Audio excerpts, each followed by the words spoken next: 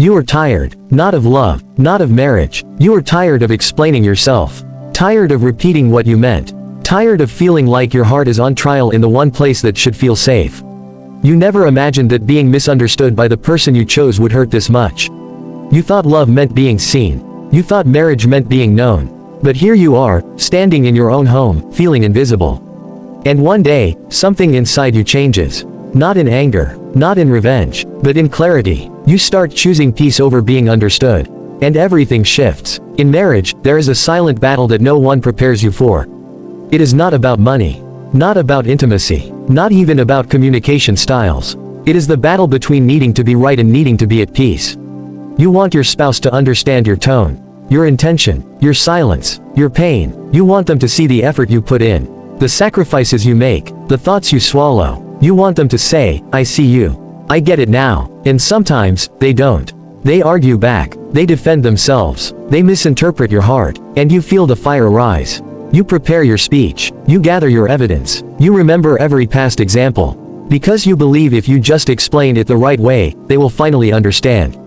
But here is the truth. Not every misunderstanding is meant to be corrected. Some are meant to be released. Choosing peace does not mean you stop caring. It means you stop chasing validation. It means you stop exhausting yourself trying to make someone see what they are not ready to see. There is a difference between fighting for your marriage and fighting for your ego. And many of us confuse the two. When you are desperate to be understood, you start arguing to win. When you choose peace, you start responding to protect. Protect your energy. Protect your heart. Protect the atmosphere of your home.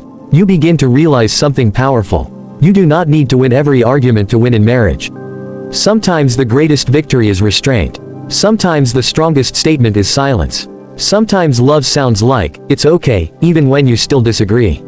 You used to stay up at night replaying conversations, thinking of what you should have said, how you could have said it better, how you could have proven your point. Now, you breathe. You let it rest. You understand that peace in your heart is worth more than applause in an argument.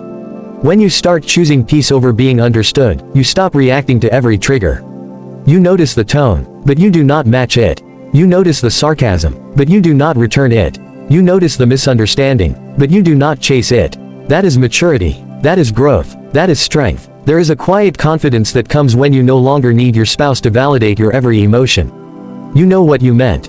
You know your heart. You know your intention. And that becomes enough. Peace is not weakness. It is discipline. It takes strength to hold your tongue when you could easily cut with it.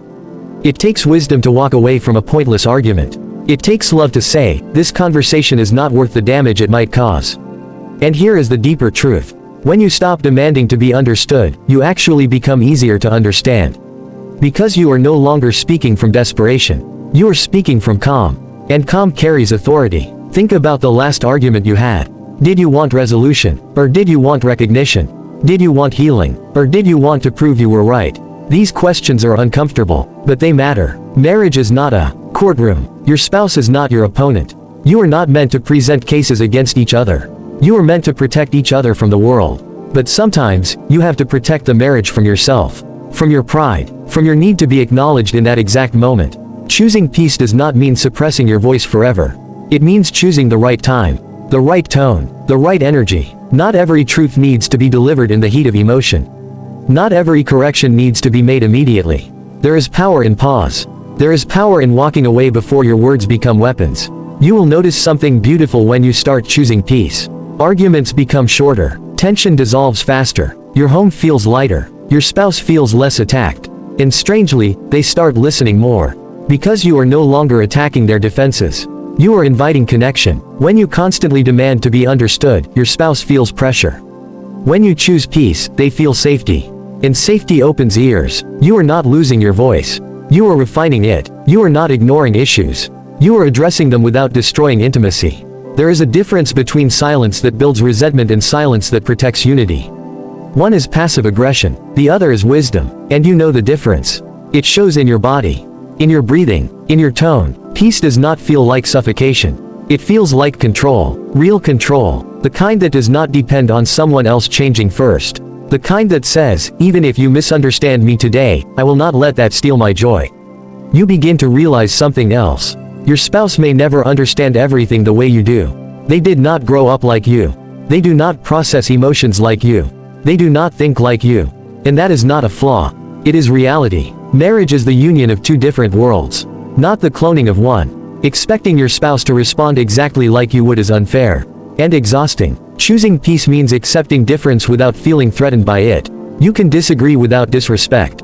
You can clarify without attacking. You can express without exploding.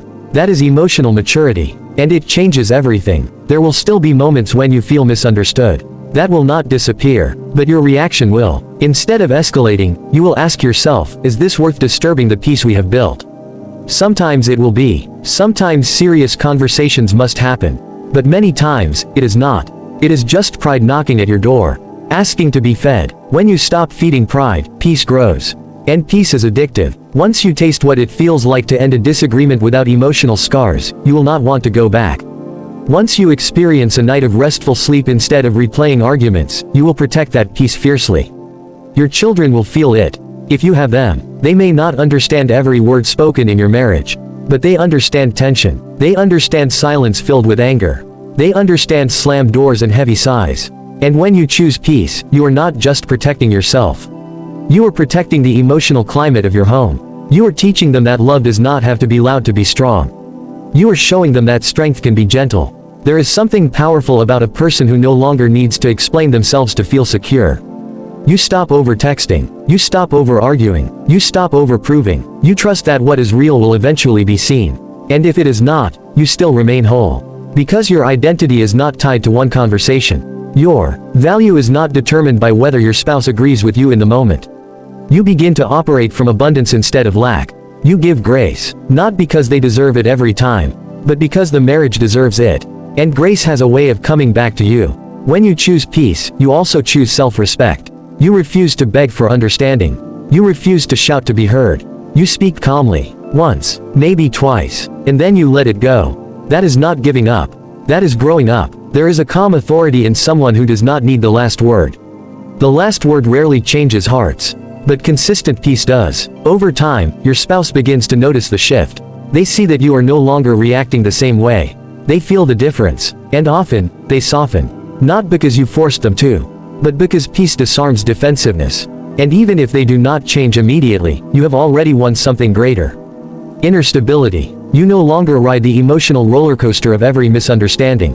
You are steady, grounded, safe within yourself, and that stability makes you more attractive, more trustworthy, more magnetic in your marriage. You become the calm in the storm, and storms lose power when they cannot shake you. Choosing peace over being understood is not about silence forever.